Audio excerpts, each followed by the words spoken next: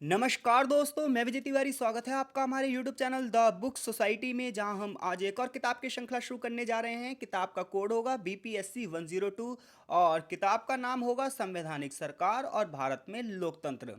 Total इस किताब में 13 चैप्टर हैं और आज की क्लास में हम चैप्टर नंबर 1 को डिस्कस करेंगे, जिसका नाम होगा संविधान का निर्माण। देखिए, जो ये पूरी की पूरी किताब है, ना सिर्फ ये ग्रेजुएशन की स्टडी में काम आने वाली है आपके, बल्कि इसके साथ साथ अगर आप किसी कम्पिटिटिव एग्जाम की तैयारी कर रहे हो तो उसके लिए भी ये किताब रामबाण का काम करेगी। इसमें इतने सारे फैक्ट हैं, इतने सारे फैक्ट हैं। अगर आपको फैक्ट्स याद हो जाएं तो ये छोटे मोटे एग्ज़ाम की तैयारी में भी बहुत ज़्यादा काम आते हैं। तो चलो शुरू करते हैं और सबसे पहले जानते हैं कि इस चैप्टर की प्रस्तावना क्या बताती है हमें। तो देखो भाई, हम सभी को पता है कि भारत में जो संविधान निर्माण का कार्य किया था वो संविधान सभा ने किया था, यानी कि संविधान के निर्माण के लिए एक संविधान सभा का गठन किया गया था, जो कि चर्चा की जाएगी आगे। संविधान बनने की जो शुरुआत हुई थी वो कब हुई थी? 9 दिसंबर 1946, यानी कि 9 दिसंबर 1946 को हमारे संविधान बनना शुरू हुआ था और 26 नवंबर 1949 यानी कि 26 नवंबर 1949 को हमारा संविधान बनकर तैयार हुआ। हमारे संविधान को बनने में 2 साल 11 महीने 18 दिन लगे और आगे चलकर 26 जनवरी 1950 को हमारे संविधान को लागू कर दिया गया। यानी कि कोई आपसे पूछे संविधान सभा की पहली बैठक कब हुई थी, तो आप क्या बताओगे? संविधान सभा की पहली बैठक हुई थी 9 दिसंबर 1946 यानी कि 1946 को। और फिर आपसे कोई पूछे कि संविधान बनकर कब तैयार हुआ था, तो 26 नवंबर 1949 को हमारा संविधान बनकर तैयार हुआ था। 26 जनवरी यानी कि 26 जैन 1950 को, 26 जनवरी 1950 को हमारे संविधान को लागू किया गया। अब मुद्दा ये उठता है कि 26 जनवरी 1950 को ही हमारा संविधान लागू क्यों हुआ, उससे पहले क्यों नहीं हुआ? तो देखो, इतिहास में 26 जनवरी का जो दिन है वो बहुत ही ज़्यादा स्वर्णिम दिन है। पहली बार 26 जनवरी 1930 को स्वतंत्रता की मांग की गई थी। भारतीय राष्ट्रीय कांग्रेस ने पहली बार इतिहास में 26 जनवरी 1930 को भारत की आज़ादी का उत्सव मनाया था। ऐसे में इस दिन की यादों को ताज़ा रखने के लिए और आने वाली पीढ़ियों को इस दिन के इतिहास का अध्ययन करवाने के लिए जो हमारा संविधान है वो 26 जनवरी को लागू किया गया। क्योंकि आज़ादी तो हमें 15 अगस्त को मिली थी, लेकिन हमने सबसे पहली बार आज़ादी दिवस कब मनाया था? 26 जनवरी 1930 को। तो उस याद को ताज़ा रखने के लिए, भविष्य की पीढ़ियों को उस दिन की ऐतिहासिकता के बारे में बताने के लिए ये संविधान 26 जनवरी को लागू किया गया। ठीक है भाई, तो अब तक की बात पता चल गई भाई संविधान सभा की पहली बैठक कब हुई है? 9 दिसंबर 1946। संविधान बनकर कब तैयार हुआ?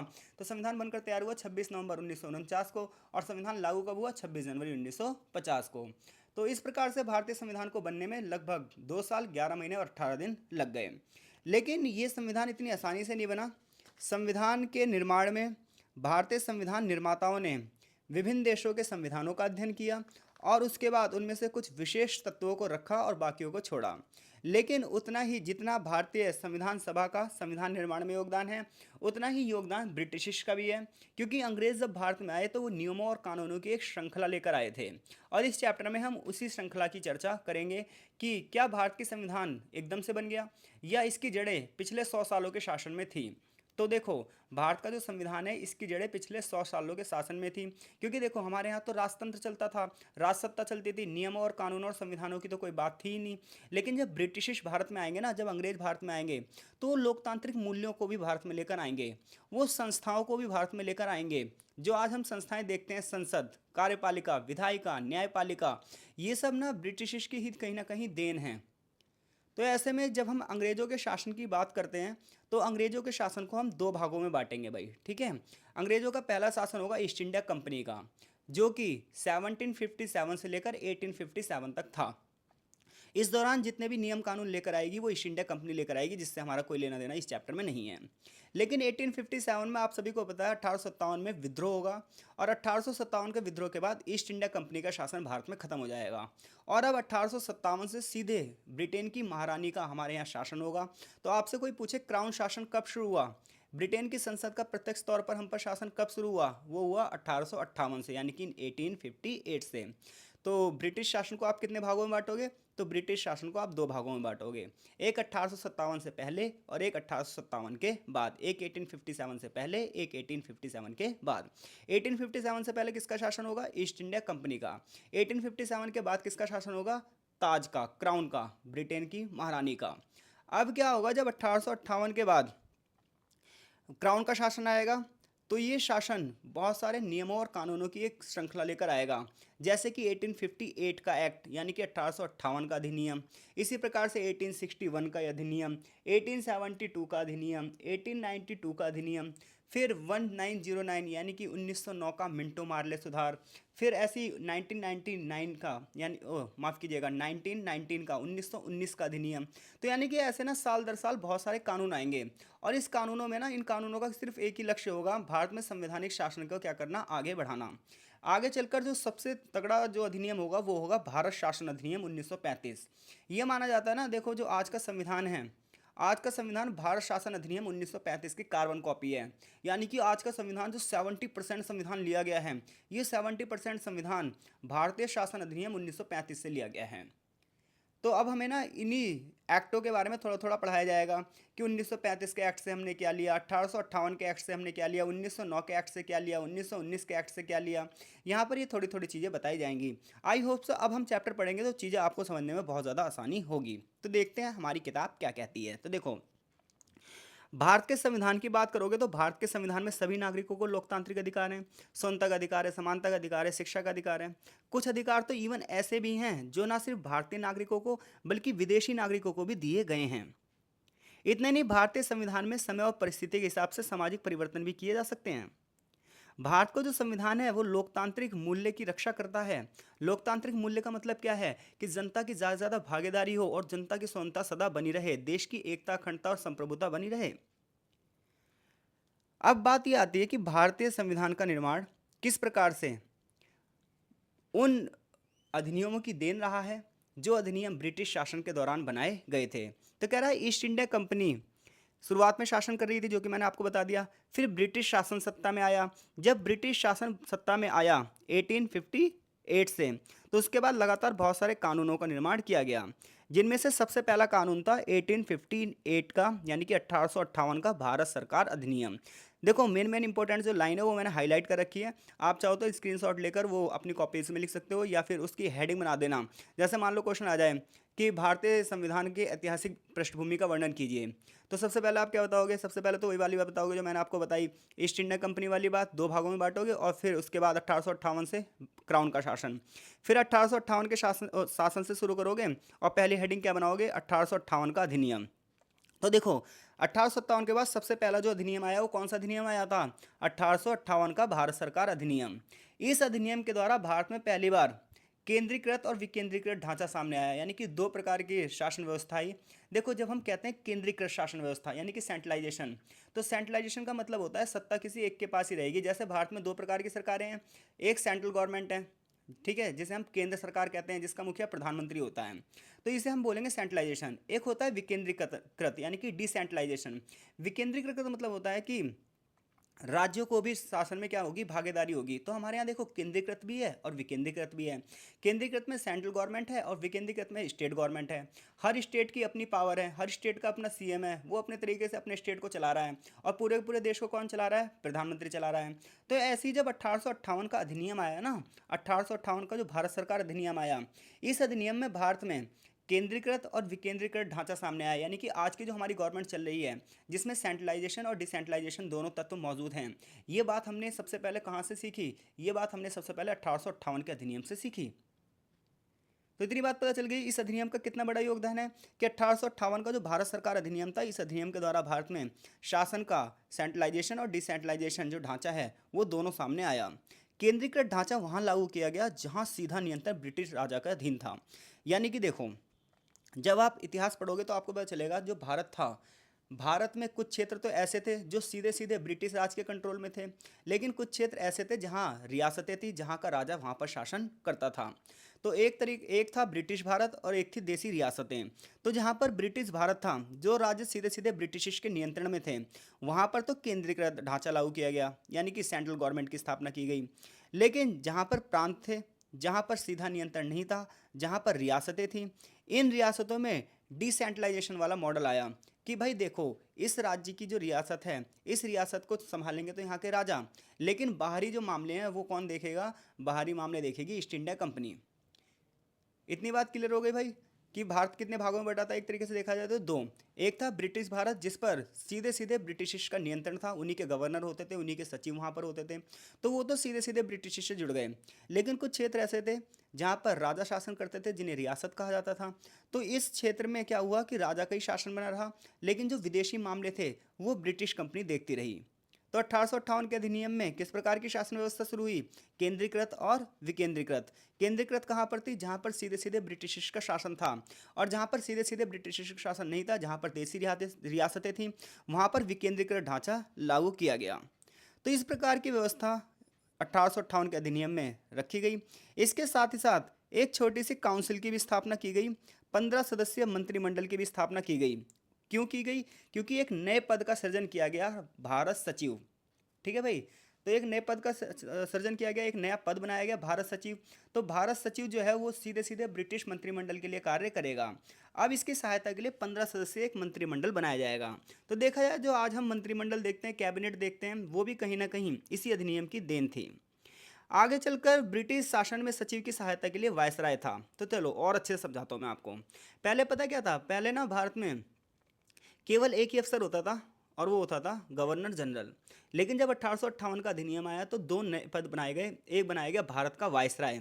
एक पद कौन सा बनाया गया? भारत का वायसराय। और एक पद कौन सा बनाया गया? भारत सचिव। अब जो ये भारत सचिव होगा ना, ये सीधे सीधे ब्रिटेन की संसद के प्रति उत्तरदायी होगा। यानी कि भारत में जो शासन की व्यवस्था है, उस व्यवस्था को वहाँ पर कौन बताएगा? भारत सचिव। जबकि भारत में प्रमुख पद कौन होगा? वायसराय का। एक बार फिर से समझ लो, एक पद होगा भारत सचिव और एक पद होगा भारत का वायसराय। जो भारत का सचिव है, ये भारत के सारे ब्यौरों की जानकारी कहाँ पर देगा? ब्रिटेन की संसद में। ये किसके प्रति उत्तरदायी होगा? ब्रिटेन की संसद के। भारत की जितनी भी राजनीतिक संस्थाओं के नियम कानून हैं और उसकी जानकारी है, सीधे ब्रिटेन संसद को देगा। और ब्रिटेन की संसद जो भी नियम कानून बनाएगी, वो सीधे यहाँ पर भारत को ट्रांसफर करेगा। तो एक तरीके से भारत सचिव इंग्लैंड और भारत के बीच के लिए एक कड़ी के रूप में कार्य कर रहा है। लेकिन जो भारत का वायसराय होगा, ये प्रत्यक्ष रूप से भारत पर शासन करेगा।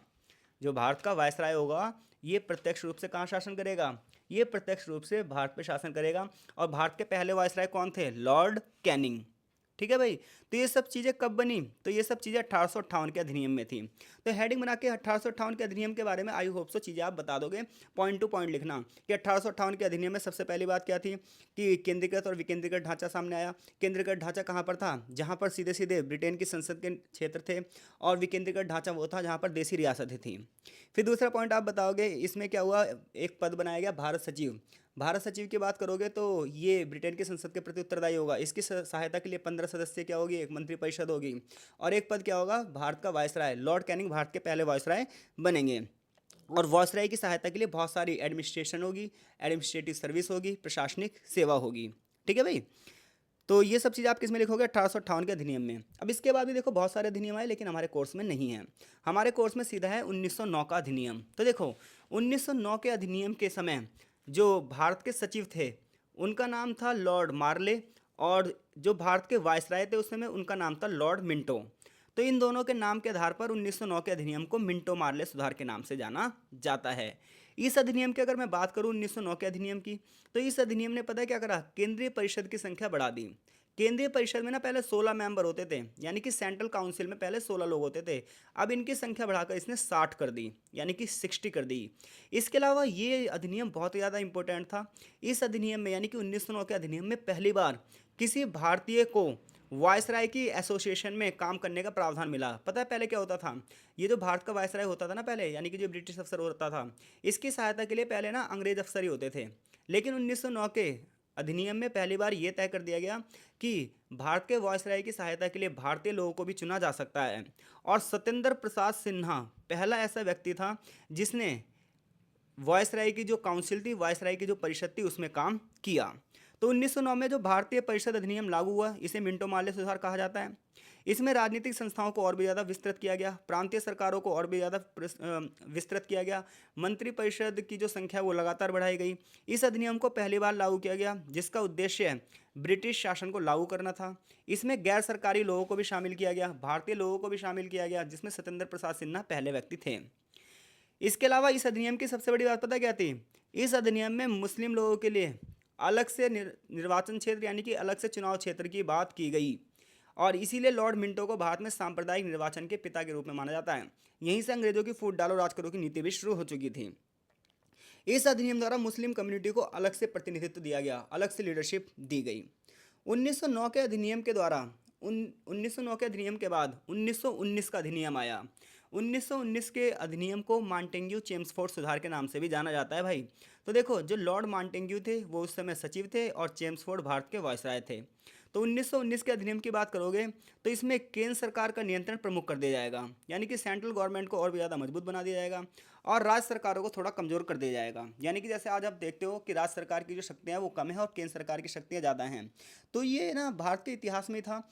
भारत के जो आप कानूनों की कड़ी देखोगे तो आपको उसी में ही दिख जाएगा। आई होप सो देखो चीज़ें आपको समझ में आ रही हो। चीज़ें थोड़ी कॉम्प्लिकेटेड हैं और अगर आप इसे पॉइंट टू पॉइंट देखोगे, किताब को साथ के साथ पढ़ते जाओगे तो चीज़ें समझ में आपको आएंगी। हालांकि मैं कोशिश कर रहा हूँ कि ज़्यादा से ज़्यादा चीज़ें आपको समझा सकूँ। तो चीज़ें समझ में आ रही हैं तो कमेंट बॉक्स में कमेंट जरूर करो और वीडियो को लाइक भी ज़रूर करना। अब देखो, तो 1919 के अधिनियम में क्या किया गया? 1919 के अधिनियम में सबसे पहली बात तो ये कर दी गई, केंद्र सरकार को ज़्यादा शक्तियाँ दी गई और प्रांत सरकारों को भी कुछ शक्तियाँ दी गई, लेकिन फिर भी प्रांत की जो सरकारें थी वो केंद्र सरकार के अधीन थी। इसके अलावा ये माना जाता है जो राजस्व के स्रोत थे, जैसे भूमि कर, सिंचाई कर, न्यायिक मामले, इन सब पर ना प्रांतीय सरकारों को ज़्यादा नियंत्रण दे दिया गया। इसके अलावा जितने भी विषय सरकार के सामने आते थे उन विषयों को दो भागों में बांटा गया, एक स्थानांतरित विषय और एक आरक्षित विषय। आरक्षित विषय जो होते थे उस पर कानून बनाने का अधिकार सिर्फ और सिर्फ विधायिका के पास था और राज्यपाल का पद बनाया गया। राज्यपाल विधायिका के प्रति उत्तरदायी नहीं था।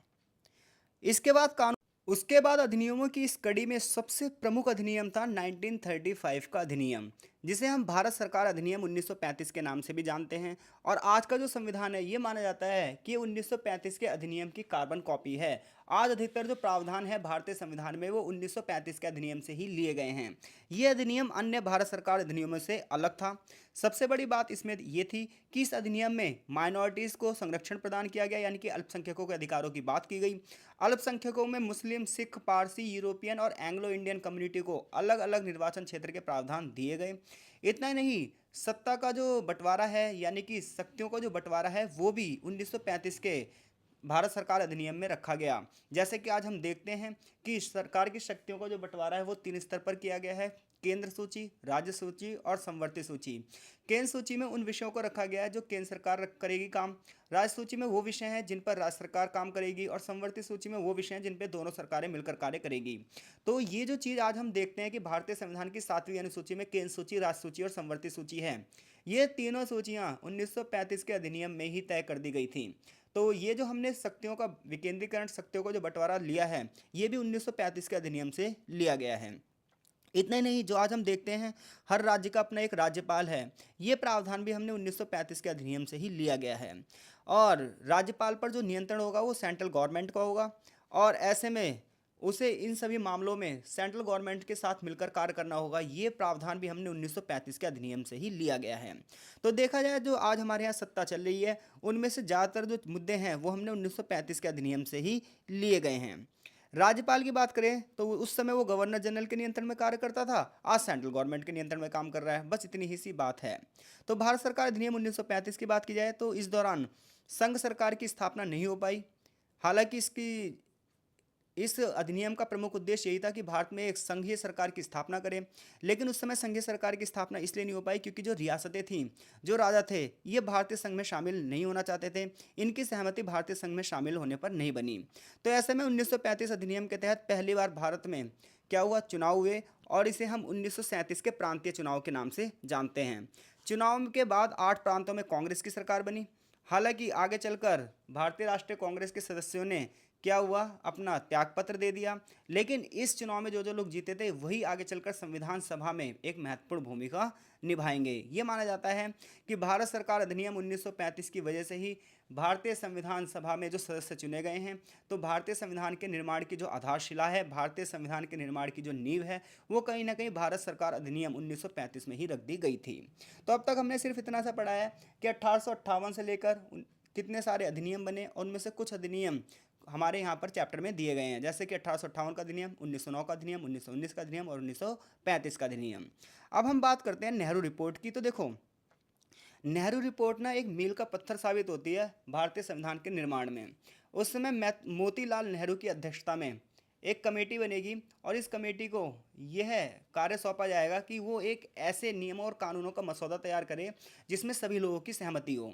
ऐसे में मोतीलाल नेहरू की अध्यक्षता में एक सर्वदलीय मीटिंग बुलाई जाती है। उस समय के जितने भी बड़ी बड़ी राजनीतिक पार्टियां थीं उनको बुलाया जाता है और इसके माध्यम से एक मसौदा ऐसा तैयार किया जाता है कि जिसमें सभी लोगों की सहमति हो। इसके अध्यक्ष मोतीलाल नेहरू थे। इसके अलावा इसमें अगर हम बात करें तो भारतीय राष्ट्रीय कांग्रेस के अलावा स्वराज पार्टी और मुस्लिम लीग भी इसमें शामिल थी। हालांकि मद्रास की जो जस्टिस पार्टी थी, पंजाब की उस समय जो यूनिस्ट पार्टी थी, वो इसमें शामिल नहीं हुई। आगे चलकर नेहरू कमेटी ने जो रिपोर्ट पेश की उसे ही हम नेहरू समिति की रिपोर्ट के नाम से जाने जाते हैं। हम इस रिपोर्ट की अगर बात करें तो इस रिपोर्ट में पहली बार मौलिक अधिकारों की बात की गई। हालांकि इस रिपोर्ट में ना स्वतंत्रता की बात नहीं की गई थी। इस रिपोर्ट में ये कहा गया था कि भारत जो है वो एक डोमिनियन स्टेट होगा। डोमिनियन स्टेट का मतलब ये है कि ब्रिटिश शासन का हम पर नियंत्रण तो रहेगा, लेकिन जो हम लोग हैं वो अपना शासन खुद चलाएंगे और कंट्रोल किसके हैंड में रहेगा? कंट्रोल रहेगा ब्रिटिश के हाथ में। तो इस प्रकार से जो नेहरू रिपोर्ट थी, तो नेहरू रिपोर्ट की अगर हम विशेषता की बात करें तो इसकी बस सबसे बड़ी विशेषता ये थी कि इसने फंडामेंटल राइट्स की बात करी, मौलिक अधिकारों की बात करी, पुरुष और महिलाओं के लिए सार्वभौमिक मताधिकार की बात करी, यानी कि वोट डालने के अधिकार की बात करी। तो इस प्रकार से भारतीय संविधान के निर्माण में हम ये कह सकते हैं कि पिछले 100 वर्षों का इतिहास बहुत ज़्यादा इम्पोर्टेंट है। आज जो हम अपने संविधान में बहुत सारी चीज़ें देखते हैं, ये कहीं ना कहीं भारत में पहले से ही मौजूद थी। और ये मौजूद थी तो किसकी वजह से? सिर्फ और सिर्फ ब्रिटिश शासन की वजह से। तो ब्रिटिश शासन जो भारत में शासन कर रहा था उसने कहीं ना कहीं हमें लोकतांत्रिक मूल्यों की सीख दी है। आज जो हम कहते हैं कि भारतीय संविधान ये, भारतीय संविधान वो, तो वो एकदम से नहीं बन गया। उसके पीछे एक लंबे इतिहास का क्या है? योगदान है। अब हम बात करने जा रहे हैं संविधान सभा के गठन की। अब तक चैप्टर में प्रश्न ये है कि भारतीय संविधान को अपनाने एवं लागू करने में क्या अंतर है। दूसरा, भारत के संविधान को कब अपनाया गया, इसे कब लागू किया गया। भारत सरकार 1935 का जो अधिनियम है वो अन्य अधिनियमों से कैसे अलग था, और नेहरू रिपोर्ट में क्या सिफारिश की गई थी। तो इन सभी प्रश्नों के उत्तर देने में आप सक्षम हैं। अब हम बात करेंगे संविधान सभा के गठन की। तो देखो, सेकेंड वर्ल्ड वॉर के दौरान एक असमंजस की स्थिति उत्पन्न हो गई। असमंजस की स्थिति ये उत्पन्न हो गई कि ब्रिटेन को भारतीय सैनिकों की जरूरत थी और भारतीयों को ये लगता था यही मौका है जहां हम ब्रिटिश से सत्ता हासिल कर सकते हैं। ऐसे में बड़े बड़े मिशनों का दौर भारत में आएगा। उनमें से एक मिशन होगा क्रिप्स मिशन। क्रिप्स मिशन में जो अध्यक्ष होंगे वो सर स्टीफर्ड क्रिप्स होंगे। सर स्टीफर्ड क्रिप्स और गांधी जी की बातचीत होगी। सर स्टीफर्ड क्रिप्स ये कहेंगे कि भारतीय सेना की सहायता आप हमें दो, बदले में हम आपकी बातें मान लेंगे, लेकिन युद्ध के बाद। गांधी जी ने कहा कि अगर आप युद्ध के बाद हमारी बातें मानोगे तो भारतीय सेना की सहायता भी युद्ध के बाद ही आपको मिलेगी। ऐसे में एक गतिरोध उत्पन्न हो गया जिसकी वजह से क्रिप्स मिशन को असफल होकर भारत से लौटना पड़ा और उसके बाद ही भारत ने भारत छोड़ो आंदोलन चलाया और परिणामतः भारत की स्वतंत्रता की अंतिम जो नींव वहाँ पर रख दी गई थी। तो देखो, यहाँ पर हम बात ये कर रहे हैं कि क्या क्रिप्स मिशन भारत में संविधान निर्माण में कोई योगदान दे रहा है। तो देखो, ये कह रहा है कि द्वितीय विश्व युद्ध ने पूरे विश्व की जो राजनीतिक परिस्थितियाँ थी उसे पूरी तरीके से बदल दिया था। ब्रिटेन में नई सरकार का गठन हुआ और ब्रिटेन में लेबर पार्टी की जब सरकार बनी तो इसने भारतीय संविधान सभा के निर्माण को क्या कर दिया? और भी ज़्यादा मजबूत कर दिया। 1942 में ब्रिटिश सरकार ने अपने कैबिनेट सदस्य सर स्टीफर्ड क्रिप्स को भारत भेजा और ये एक प्रस्ताव लेकर भारत में आए। इन्होंने कहा, देखो भाई, भारत का एक संविधान सभा बनेगी और ये संविधान का निर्माण करेगी। अपने लोगों के लिए अपने लोगों द्वारा संविधान का निर्माण किया जाएगा। संविधान नियमों और कानूनों का एक दस्तावेज होगा जिसके द्वारा देश का शासन चलाया जाएगा। लेकिन इसके साथ साथ इन्होंने ये कहा कि भारत के संविधान, भारत की स्वतंत्रता की बात इन्होंने नहीं कही। इन्होंने कहा कि भारत एक डोमिनियन स्टेट्स का दर्जा मिलेगा। डोमिनियन स्टेट्स का मतलब ये होता है कि हम अपने अंदर की राजनीति तो अपने आप चलाएंगे, लेकिन जो हमारे विदेशी मामले होंगे, जो रक्षा मामले होंगे, वो ब्रिटिश के अधीन होंगे। दूसरी बात ये कही गई कि सभी प्रांत और राज्यों को मिलाकर एक भारतीय यूनियन का गठन किया जाएगा। इसके अलावा निर्वाचित संविधान सभा होगी जो देश के संविधान की रचना करेगी। ये सब क्रिप्स मिशन में बात की गई। हालांकि क्रिप्स मिशन असफल हो गया। उसका रीज़न ये था कि भारत सरकार ने पूर्ण स्वतंत्रता की बात करी, महात्मा गांधी ने पूर्ण स्वतंत्रता की बात करी, इंडियन नेशनल कांग्रेस ने पूर्ण स्वतंत्रता की मांग करी और उन्होंने क्रिप्स मिशन को क्या कर दिया? नकार दिया। उन्होंने कहा, हम भारत को डोमिनेट स्टेट्स नहीं बल्कि पूर्ण स्वराज मानते हैं और भारत को अब हमें पूरी तरीके से स्वतंत्र चाहिए, जिसके आंतरिक मामलों और विदेशी मामलों दोनों पर नियंत्रण हम रखेंगे। मुस्लिम लीग ने इसका विरोध इसलिए किया, उसने कहा कि देखो, हम एक अलग देश की डिमांड कर रहे हैं, हमें चाहिए पाकिस्तान। हम इस देश में रहकर अपनी सरकार का निर्माण नहीं कर पाएंगे। तो मुस्लिम लीग ने सांप्रदायिकता के आधार पर देश को बांटने की बात रखी और देश के विभाजन की बात करी, इसलिए क्रिप्स मिशन क्या हो गया? असफल हो गया। इधर राष्ट्रीय कांग्रेस ने यह कहा कि भारत डोमिनियन स्टेट नहीं होगा बल्कि पूरी तरीके से स्वतंत्र राष्ट्र होगा, आंतरिक और बाहरी सत्ता हम खुद चलाएंगे। तो इस प्रकार से सर स्टीफन क्रिप्स को खाली हाथ लौटना पड़ा और मामला नहीं बन पाया। इसके बाद भारत में आया कैबिनेट मिशन। कैबिनेट मिशन में 3 बंदे शामिल थे, 3 मंत्री शामिल थे, जिनमें से एक का नाम था लॉर्ड पैथिक लॉरेंस, एक था सर स्टीफन क्रिप्स, यानी कि दोबारा से सर स्टीफन क्रिप्स यहाँ पर आते हैं, और तीसरा नाम है एवी अलेक्जेंडर। कैबिनेट मिशन कांग्रेस और मुस्लिम लीग के साथ लंबी लंबी बातचीत करेगा, भारत के विभाजन को टालने की बात करेगा कि किसी भी तरीके से भारत के विभाजन को रोका जा सके, और इसके साथ साथ एक ऐसी संविधान सभा का निर्माण किया जा सके जिसमें सभी लोग शामिल हो और देश के संविधान का निर्माण हो जाए। लेकिन कैबिनेट मिशन ना मुस्लिम लीग को समझा नहीं पाया। मुस्लिम लीग ने कैबिनेट मिशन की बातों को नहीं माना। कैबिनेट मिशन ने सिफारिशें दी, वो ये दी कि ब्रिटिश इंडिया और रियासतों को मिलाकर एक भारतीय संघ का निर्माण होना चाहिए, और रक्षा के मामले में, विदेशी मामले में और संचार के मामलों पे जो है वो सेंट्रल गवर्नमेंट की पावर होनी चाहिए, और बाकी सारी जो पावर है वो राज्य सरकारों को दे देनी चाहिए ताकि राज्य अपने अपने हिसाब से शासन चला सकें। लेकिन ये चीज़ें नहीं मानी गई। परिणामतः ये हुआ कि कैबिनेट मिशन भी असफल हो गया। फाइनली कैबिनेट मिशन की एक सफलता यह है कि कैबिनेट मिशन के आधार पर भारत में संविधान सभा का चुनाव हुआ, और जब भारत में संविधान सभा का चुनाव हुआ तो भारत में संविधान निर्माण के लिए एक संविधान सभा का गठन किया गया। तो देखो भाई, संविधान है क्या? संविधान नियमों और कानूनों का एक दस्तावेज है जिससे किसी देश के शासन चलाया जाता है। लेकिन बात यह कि संविधान बनाना इतना आसान है?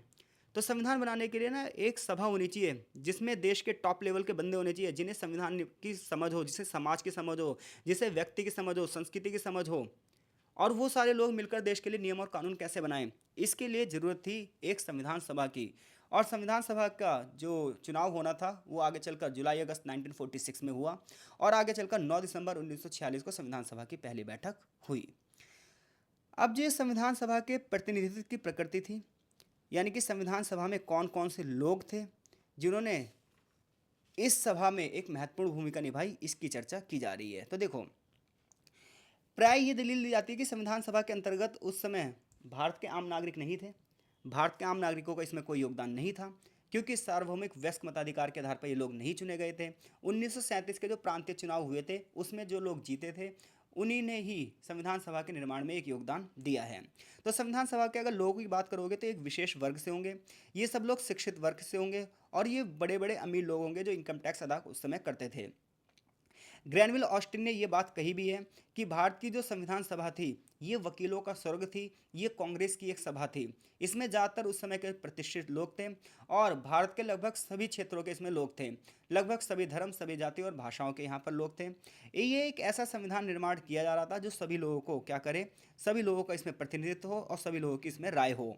संविधान सभा में विभिन्न विचारधाराओं के सदस्य थे, तीनों धार्मिक समुदाय के सदस्य थे, चाहे सिख हो, मुस्लिम हो, हिंदू और पारसी हो, सभी इसमें शामिल थे। के शांताराम ये कहते हैं कि ऐसी कोई विचारधारा नहीं थी जो संविधान सभा में ना हो, क्योंकि देखो भाई, सारी विचारधाराएं होंगी, सभी धर्मों के लोग होंगे, सभी क्षेत्रों के लोग होंगे, तभी तो पूरे के पूरे देश का लीडरशिप कर पाएगी संविधान सभा, तभी तो पूरे के पूरे देश के लोग संविधान को मानेंगे। अगर सोचो खाली उत्तर भारत के लोग संविधान सभा में होते तो दक्षिण भारत के लोग संविधान को क्यों मानते, और सोचो खाली दक्षिण भारत के लोग ही संविधान सभा में होते तो उत्तर भारत के लोग क्यों मानते। तो इसलिए हमें एक ऐसा संविधान चाहिए था जो पूरे तरीके से भारत में उत्तर से दक्षिण तक और पूर्व से पश्चिम तक लोग उसे माने, और लोग उसे जब भी तो मानेंगे जब उनके लोग मिलकर उस संविधान को बनाएंगे। इसलिए हमारा संविधान, इस हमारी संविधान सभा इस हिसाब से बनाई गई, हमारी कॉन्स्टिट्यूशनल असेंबली इस हिसाब से बनाई गई जिसमें सभी लोगों का योगदान हो, सभी लोगों की लीडरशिप हो। इसमें कांग्रेसी थे तो गैर कांग्रेसी भी थे, जैसे कि A.K. Iyer, H.N. Kunzru, N.G. Iyengar, S.P. Mukherjee, doctor Baba Saheb Bhimrao Ambedkar, ये सब कांग्रेसी नहीं थे। इसमें अगर स्वर्ण थे तो अनुसूचित जाति भी थे। अंबेडकर जी अनुसूचित जाति संघ के सदस्य थे जो कि बंगाल से चुनकर आए थे। आगे चलकर फिर ये बंगाल के विभाजन हुआ तो इस सीट से चुनाव हार गए और फिर बंबई से ये चुनाव जीते। संविधान सभा की बात की जाए तो संविधान सभा में वैसे तो बहुत सारे लोग थे, 389 शुरुआत में सदस्य संख्या थी, आगे चलकर 292 रह गई थी, लेकिन फिर भी 20 लोग ऐसे थे जिनका अपना बहुत बड़ा योगदान था। जैसे राजेंद्र प्रसाद संविधान सभा के अध्यक्ष थे, Maulana Azad, Sardar Vallabh Bhai Patel, Jawaharlal Nehru, Govind Vallabh Pant, Pattabhi Sitaramayya, A.K. Iyer, N.G. Iyengar, K.M. Munshi, doctor Baba Saheb Bhimrao Ambedkar, Satyanarayan Sinha, ऐसे बहुत बड़े बड़े नाम हैं जिन्होंने संविधान सभा में अपना बहुत बड़ा योगदान दिया। इसके अलावा संविधान सभा, भारतीय राष्ट्रीय कांग्रेस और अंतरिम सरकार, ये 3 ऐसे निकाय थे जो संविधान के निर्माण में अपना योगदान दे रहे थे। पंडित जवाहरलाल नेहरू, सरदार वल्लभ भाई पटेल, राजेंद्र प्रसाद और मौलाना आज़ाद, ये 4 व्यक्ति ऐसे थे जो संविधान सभा में सबसे सम्मानीय और इज्जतदार लोग थे। जब भी संविधान सभा में कोई मतभेद होता था ये मतभेदों को यही सुलझाते थे। इसके बाद जो सबसे बड़ा नाम था वो था भीमराव अम्बेडकर, जो कि ड्राफ्ट कमेटी के अध्यक्ष थे। इसके साथ साथ भीमराव अम्बेडकर जी की सहायता के लिए भी बहुत सारे लोग थे, जैसे कि बी.एन. राव हो गए, टी.टी. कृष्णाचारी हो गए, जो कि इस कमेटी के अध्यक्ष थे। उन्होंने भाषण के दौरान, टी.टी. कृष्णाचारी की बात करोगे तो उन्होंने अंबेडकर जी की सराहना में एक भाषण दिया। उन्होंने कहा कि ड्राफ्ट कमेटी में 7 सदस्य थे, 7 में से एक ने इस्तीफा दे दिया, एक सदस्य की मृत्यु हो गई, एक अमेरिका में चला गया, एक राज्य के कार्यों में व्यस्त था, एक या दो व्यक्ति दिल्ली से काफ़ी दूर थे। तो ऐसे में बाबा साहेब भीमराव अंबेडकर के ऊपर ही सारा काम आ गया, यानी कि भीमराव अंबेडकर की सहायता के लिए 7 सदस्य थे, लेकिन 7 के सातों ही एक इस्तीफा दे दिया, एक मर गया, एक दूसरे देश में है, और एक दो दिल्ली से बहुत दूर है स्वास्थ्य खराब होने की वजह से। ऐसे में सारा का सारा काम अंबेडकर के कंधों पर आ गया, और अंबेडकर ने सारा का सारा कार्य सराहनीय रूप से कार्य किया भी। इसी वजह से उनका आज हम याद भी करते हैं। तो संविधान सभा में अगर लोगों की प्रकृति देखोगे तो उस समय के सबसे सम्मानी लोग उस समय संविधान सभा में थे, शिक्षित वर्ग थे और उच्च घरानों के लोग थे, जिन्होंने मिलकर हमारे संविधान की रचना करी है। अब देखो संविधान सभा की भूमिका, तो ये चीज़ मैं पहले ही चर्चा कर चुका हूँ। संविधान सभा का गठन कब हुआ? 9 दिसंबर 1946 को। इसके बाद उस समय इसमें 296 लोगों ने भाग लिया। हालांकि सदस्य संख्या ज़्यादा होनी थी, लेकिन देश का बंटवारा हुआ, मुस्लिम लीग के लोगों ने संविधान सभा का बहिष्कार किया, आगे चलकर देसी रियासतों ने भी इसका बहिष्कार किया, इसकी वजह से इसकी संख्या कम रह गई। 13 दिसंबर 1946 को पंडित जवाहरलाल नेहरू ने उद्देश्य प्रस्ताव पेश किया, जिसकी चर्चा हम अगले चैप्टर में करेंगे। संविधान सभा में अलग अलग कार्य करने के लिए बहुत सारी कमेटियां बनाई गई, जैसे कि केंद्रीय सत्ता कमेटी, जिसके अध्यक्ष जवाहरलाल नेहरू थे, जबकि 9 अन्य सदस्य थे। मौलिक अधिकारों की कमेटी, जिसमें 54 सदस्य थे, वल्लभ भाई पटेल इसके मुख्य अध्यक्ष थे। ऐसी संचालन कमेटी, ऐसी प्रांतीय संविधान समिति, ऐसी संघीय संविधान समिति, संघ शक्ति कमेटी, ऐसी बहुत सारी कमेटियां बनाई गई। जैसे आज बहुत सारे डिपार्टमेंट हैं सरकार के, भाई रक्षा मंत्रालय अलग है, शिक्षा मंत्रालय अलग है, फाइनेंस मिनिस्ट्री अलग है। ऐसे ही पता है कि अगर जब संविधान सभा बनी, तो संविधान सभा जब बनी तो बहुत सारी कमेटियां बनाई गई और हर कमेटी को अपना अपना एक कार्य दे दिया गया, और उसमें जो जो लोग उस चीज़ के विशेषज्ञ थे उन सबका समूह बना दिया गया कि भाई तुम इस चीज़ के ऊपर काम करके लेकर आओ। तो सभी लोगों ने अपनी अपनी रिपोर्ट दी, और आगे चलकर इन रिपोर्टों पर सबसे पहली बार चर्चा हुई 29 अगस्त 1947 को। और आगे चलकर जो ये रिपोर्ट्स तैयार की गई, इनका ड्राफ्ट तैयार किया गया और इन सबको मिलाकर हमारा संविधान निर्माण कर दिया गया। इन पर बहुत सारी बात हुई, बहस हुई, चर्चाएं हुई, पॉजिटिव और निगेटिव इम्पैक्ट्स देखे गए, उसमें संशोधन किए गए, एडिटिंग की गई, और उसके बाद उन्हें भारतीय संविधान में शामिल कर दिया गया। तो भारतीय संविधान एकदम से नहीं बनकर तैयार हो गया। इन कमेटियों ने जो बहुत सारी रिपोर्ट्स दी, उसके ऊपर साल भर तक चर्चाएं होती रही, बात बहस होती रही, बहुत सारे संशोधन हुए, और उसके बाद काट छाट करके चीज़ों को रखा गया और एक ड्राफ्ट बनाया गया, और सबसे पहली बार उसे संविधान सभा में पढ़ा गया, और फाइनली 26 जनवरी 1950 को हमारा संविधान लागू कर दिया गया। संविधान की प्रमुख विशेषताओं की बात करोगे तो भारत का संविधान विश्व में सबसे बड़े संविधानों में से एक है। भारत के संविधान की बात की जाए तो ये विश्व के बहुत सारे प्रावधानों को इसमें लिया गया है। ये विश्व के सभी संविधानों की विशेषताओं पर आधारित है। अंबेडकर जी ने तो ये तक कह दिया था कि विश्व के प्रसिद्ध संविधानों को टटोलने के बाद हमने इसे तैयार किया है।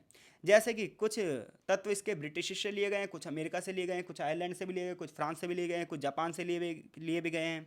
इससे पता चलता है कि जो भारत का संविधान है ये मिला जुला संविधान है। ये विभिन्न देशों के सिद्धांतों को लिया गया सिद्धांत है। विश्व के सबसे बड़े संविधानों में से एक है। लिखित संविधान है, जटिल संविधान है, लचीला संविधान है, समय और परिस्थितियों के हिसाब से इसमें परिवर्तन भी किया जा सकता है। जब संविधान बना तो उस समय इसमें 395 आर्टिकल थे और 8 शेड्यूल्स थी, 8 अनुसूचियां थीं।